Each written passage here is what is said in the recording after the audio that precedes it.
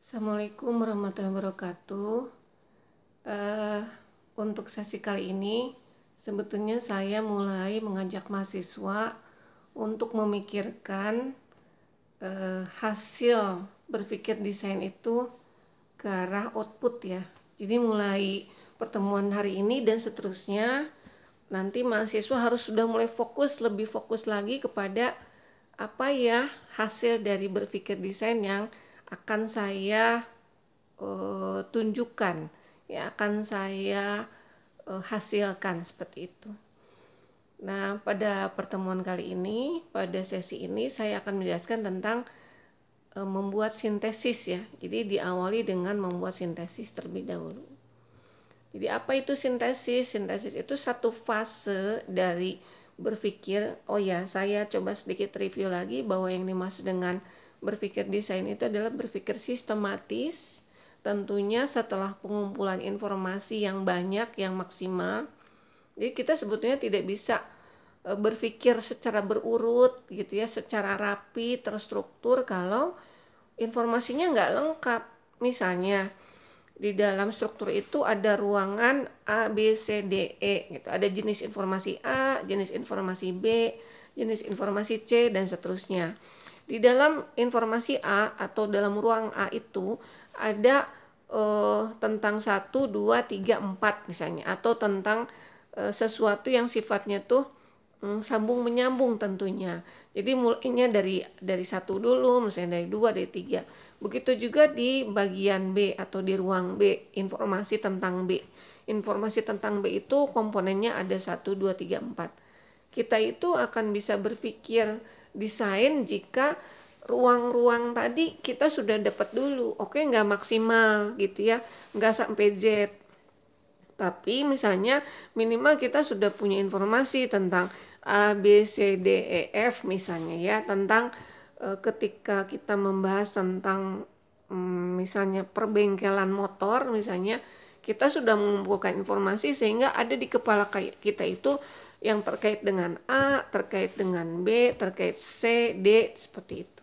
Minimal mungkin tidak bolong-bolongnya banyak banget misalnya ya, kelihatan ketika informasi yang getternya, informasi yang dicarinya tidak lengkap atau tidak maksimal lah ya, mungkin belum lengkap, tidak maksimal, itu terlihat dari ketika saya minta dibuat lebih terstruktur informasinya, penyajiannya, atau ketika menyampaikan ke saya itu bolong-bolongnya banyak, misalnya dari A terus ke D gitu, terus ke M gitu. Nah, itu efek dari belum sampai maksimal.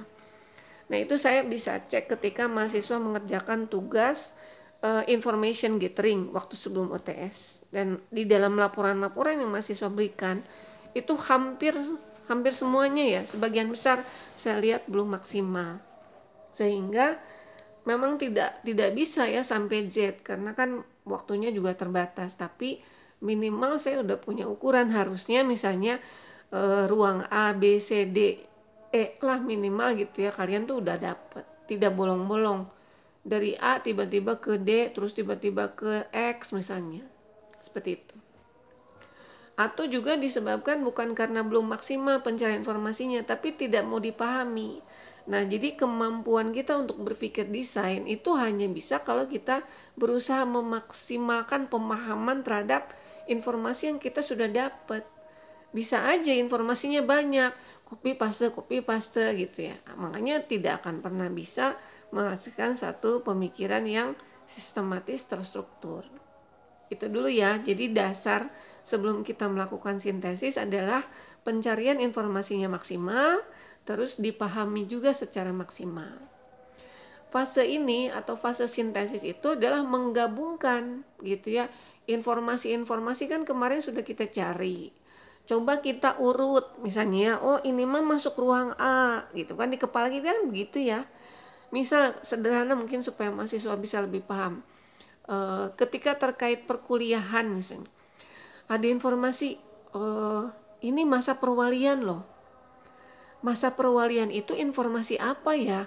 Itu terkait dengan misalnya kontrak mata kuliah, terkait dengan keorganisasian yang kalian ikuti, terkait dengan biaya atau apa ya? Oh, ini terkait dengan misalnya bagaimana planning kita, bagaimana mata kuliah yang akan kita ambil semester depan, berapa lama kita akan lulus. Itu kaitannya dengan proses belajar utama. Kita masukkan informasi itu di kepala kita, tentunya tidak berhubungan dengan uang dong. Nah, hal seperti ini mungkin tidak kalian pikirkan karena kalian sudah sangat paham. Tapi intinya, ketika kita paham, kita nggak akan pernah bilang begini. Ada informasi tentang perwalian, gitu ya. Lalu kita sampaikan ke mama, itu perwalian siapin dong uangnya, misalnya. Kan nggak gitu ya. Itu karena kita sudah paham. Kalau nggak paham, itu seperti itu kejadiannya. Mendapatkan informasi tentang perwalian, digabungkan dengan informasi tentang bayaran gitu ya, sehingga ketika melakukan sintesis ya nggak bisa. Kebayang ya bagaimana mensintesis informasi tentang perwalian dengan masalah bayaran SPP, sampai kapan juga kita akan salah gitu ya. Jadi mensintesis itu adalah menggabungkan informasi-informasi yang relevan. Contoh misalnya ada informasi libur lebaran, misalnya liburan lebaran, informasi tentang UAS. Nah, informasi libur lebaran itu kaitannya sama apa ya? Maka di kepala kita tuh dikelompokkan kan. Ketika kita tidak memahami apa itu libur lebaran, apa itu TS, apa itu perwalian, maka bisa ada dua kemungkinan. Kemungkinan pertama, informasi itu kita lewatkan gitu saja. Atau kemungkinan kedua, kita tempatkan salah karena tengarti naon sih perwalian, udah masukin aja ke informasi tentang keorganisasian gitu. Bisa dipahami ya, itu contoh kasarnya begitu. Dalam kehidupan tuh sebetulnya ada banyak kejadian kita merasa sudah cukup paham padahal misalnya belum paham. Contoh misalnya informasi tentang libur lebaran, itu kan masuknya kemana ini? Ini kan tergantung kita harus paham status kita sebagai siapa. Yang mendengarkan informasi tentang perwalian itu bukan cuman Anda kan, bisa aja Anda ngobrol ke teman gitu kan, bisa aja ngobrol ke orang tua. Informasi itu kan nyampe tuh ke teman dan ke orang tua. Artinya coupling si informasi itu ada di mana tergantung status kita sebagai siapa. Dan itu sering terjadi ya. Contoh aja sederhana. Setelah belajar ini kalian paham ya, ketika kita mendengar berita di YouTube misalnya ya, kalau sampai kita berantem sama orang, kalau kita sampai konflik sama orang, itu adalah pertanda kita tidak bisa berpikir desain. Karena yang bisa berpikir desain tuh ngerti banget, ini nggak ada urusannya banget deh sama aku gitu ya. Ini adalah mau kamu bilang dia itu begini begitu ya yang diberitakan di YouTube, oke, itu just information gitu. Bahkan kalau kita pengen bersih pikirannya, saya nggak mau menampung informasi-informasi yang negatif misalnya. Bisa dipahami ya. Jadi kalau di YouTube itu nggak ada relevansinya dengan kita, ngapain juga ya informasi itu kita masukkan ke komponen yang kita bisa mengambil keputusan. Contoh misalnya bagi mahasiswa yang hanya kuliah nggak bisnis misalnya, informasi harga minyak goreng naik kan nggak penting, betul nggak? Oke, kalian ngerti itu mah, langsung kalian masukkan hanya informasi lewat.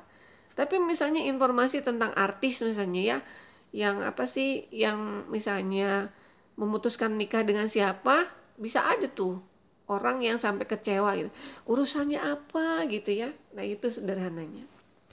Nah, jadi sintesis itu adalah menggabungkan informasi-informasi yang relevan sehingga kita akhirnya bisa menemukan, oh kayaknya nanti saya akan buat begini. Kalau puzzle itu mirip lah ya dengan informasi yang disintesis. Ketika kalian menggabung-gabungkan, mencocok-cocokkan posisi gitu ya di dalam puzzle itu sehingga terbentuk akhirnya sesuatu, itu sama dengan sedang mensintesis. Artinya kalau misalnya puzzle-nya adalah sebuah rumah, jadi kalau udah digabung nanti akan menjadi sebuah rumah gitu ya, gambar rumah gitu ya, maka ketika ada puzzle yang gambarnya bukan rumah, misalnya binatang, kepala binatang, ya kalian nggak masukkan dong ke dalam puzzle tersebut. Tentu yang kalian pasang-pasangkan adalah yang relevan dengan bentuk-bentuk untuk menjadi sebuah rumah. Nah, ketika sudah bisa mensintesis gitu ya, maka akan jadilah sebuah rumah.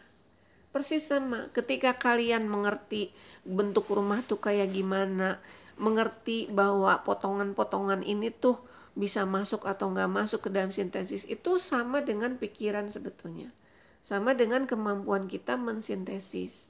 Jadi memang dalam faktanya mungkin banyak yang bisa tapi banyak juga nggak bisa ya, tergantung. Makanya tadi keseriusan kita dalam mencari informasi, mengumpulkan informasi, dan memahami informasi tersebut. Nah, berikutnya setelah kita mensintesa atau puzzle tadi sudah kita bentuk, sudah kita pasang-pasangkan sehingga membentuk sebuah rumah gitu ya, maka kita coba cek ulang gitu ya, betul nggak sih bahwa kita penting gitu loh menyusun puzzle rumah ini, bukan puzzle yang lain. Jadi masalahnya di dalam kehidupan kita, dalam problem solving, menyusun puzzle itu korelasi dengan kalau sudah jadi kalau sudah jadi gitu ya, terus apa berikutnya kan gitu. Makanya kalau udah jadi mungkin contohnya bukan ke puzzle lagi ya. Kalau membuat sintesis sama seperti memasangkan sebuah puzzle. Tapi ketika setelah selesai melakukan sintesis, maka pertanyaannya adalah apakah betul ini masalah yang ingin saya pecahkan atau yang penting dipecahkan. Misalnya dari informasi tentang harga minyak goreng naik lah, tentang harga barang-barang naik lah, tentang Pertamax lah, tentang orang tua di rumah yang mulai sering mengeluh lah misalnya, tentang banyak hal informasi yang ada di sekitar kita. Maka setelah kita sintesa, mungkin gitu ya, akan jadilah di kepala kita satu gambaran masalah penggunaan minyak goreng yang berlebihan. Misalnya ya, setelah disintesis, orang-orang yang mengeluh itu adalah orang-orang yang sangat banyak menggunakan minyak goreng. Dia jualan misalnya gorengan, atau orang tua di rumah yang sering bikin gorengan, atau banyak masakan yang menggunakan minyak goreng misalnya. Atau tadi yang Pertamax ya, orang yang sangat sering menggunakan kendaraan misalnya, dan seterusnya lah. Nah, ketika kita bilang tadi kembali lagi ke minyak goreng misalnya, masalahnya adalah penggunaan minyak goreng yang berlebihan.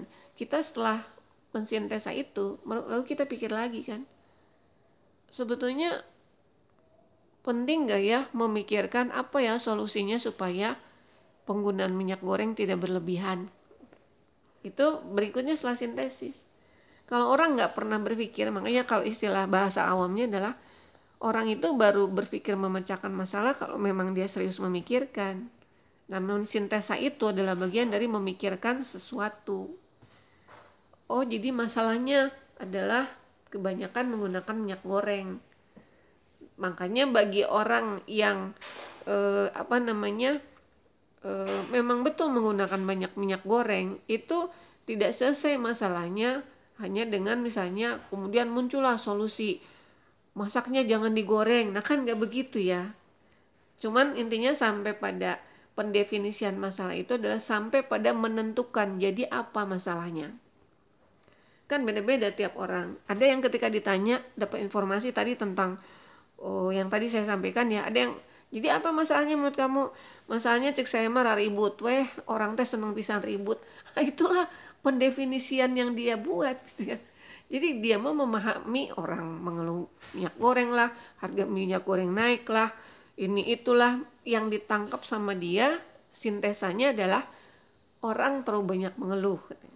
Ada lagi yang menangkapnya adalah penggunaan minyak goreng yang terlalu banyak. Ada lagi orang yang mendefinisikan masalahnya jadi gini, sekarang itu segala rupa dipolitisi. Nah itu adalah pendefinisian masalah. Dampak dari pendefinisian masalah tentu akan berdampak kepada solusi. Orang yang menganggap masalahnya adalah segala rupa dipolitisir, maka biasanya actionnya apa dia? Solusi yang dia buat biasanya apa tuh? Tentu berbeda dong dengan orang yang mendefinisikan masalah tadi apa?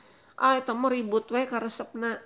Maka yang dia lakukan apa? Beda dengan yang definisi masalahnya yang awal. Atau yang mendefinisikan masalahnya sebagai orang kebanyakan pakai minyak goreng. Beda lagi gitu ya. Nah artinya dari pendefinisian masalah itu pasti akan menghasilkan satu tindakan.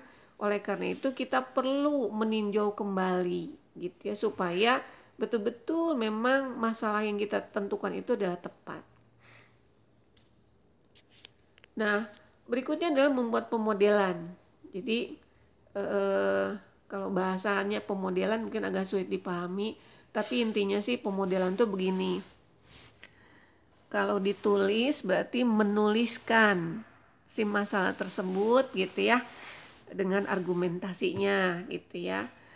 Kalau itu dalam bentuk masalah misalnya ada masalah di motor lah ya, mahasiswa ada motor misalnya, sebetulnya gejalanya udah ada dari awal-awal, sering mogok lah, bunyi lah, tercium ada bau sesuatu gitu ya. Nah, maka yang dimaksud dengan pemodelan itu adalah coba gitu, mencoba si motor tersebut misalnya dijalankan dengan kecepatan dari mulai pelan banget, cepat banget, sedang. Itu kita coba uji. Itu namanya pemodelan. Jadi pemodelan itu untuk menemukan sebetulnya masalahnya apa, dan menemukan ini loh ternyata masalah ini terjadi karena ini gitu misalnya ya. Jadi pemodelan bisa juga dalam bentuk tulisan gitu ya. Jadi misalnya kita buat satu argumentasi tertulis bahwa masalah ini terjadi disebabkan ini. Ada juga dalam bentuk gambar gitu ya, tabel, boleh. Pemodelan tuh macam-macam. Dalam bentuk gambar ada, kalau dalam penelitian itu misalnya bagaimana hubungan antara prestasi mahasiswa dengan orang tua, dibuat pemodelan tuh, dibuat tuh gambarnya, pakai panah dari prestasi mahasiswa, dari dukungan orang tua ke prestasi mahasiswa. Itu sudah bagian dari pemodelan. Kalian itu kemarin membuat mind map gitu ya, itu adalah membuat pemodelan. Nah, dari pemodelan itu harusnya menghasilkan kreativitas atau inovasi. Artinya mungkin tidak harus ya, tadi saya bilang ujungnya banget adalah menghasilkan kreativitas dan inovasi, tapi minimal dari pemodelan itu kita bisa melihat gitu ya, bahwa masalah yang bisa diselesaikan itu yang mana, sehingga tindakan kita nanti apa. Dengan membuat pemodelan maka kita dapat apa? Dapat evaluasi kan. Bu Ina itu bisa mengevaluasi mind map yang dibuat oleh mahasiswa karena dibuat kan mind mapnya. Kalau dimodelkannya dalam bentuk deskripsi itu saya kesulitan, tapi kalau dalam bentuk gambar saya mudah. Jadi membuat pemodelan tergantung ini apa ya, ada yang dalam bentuk gambar, ada dalam bentuk mind map, ada yang bentuk fisik. Pemodelan itu ada mahasiswa saya namanya Fawas, itu bagus, dia senang memodifikasi motor dan selalu laku motor yang dimodifnya gitu. Saya lihat juga di IG-nya keren-keren banget motornya. Itu adalah ide dia, di kepala dia motor teh sigana bagus mun kieu-kieu. Ada informasi komponen ini murah, komponen itu ada yang second, komponen ini, maka dia sintesa, maka akhirnya dia buat prototype kan. Dari prototype bagus, maka dibuat produk jadi. Itu adalah pemodelan. Nah jadi ini beberapa ini saja, bahwa nanti yang penting tuh kalian belajar dulu bagaimana ya ini proses mensintesa ya, coba mensintesanya.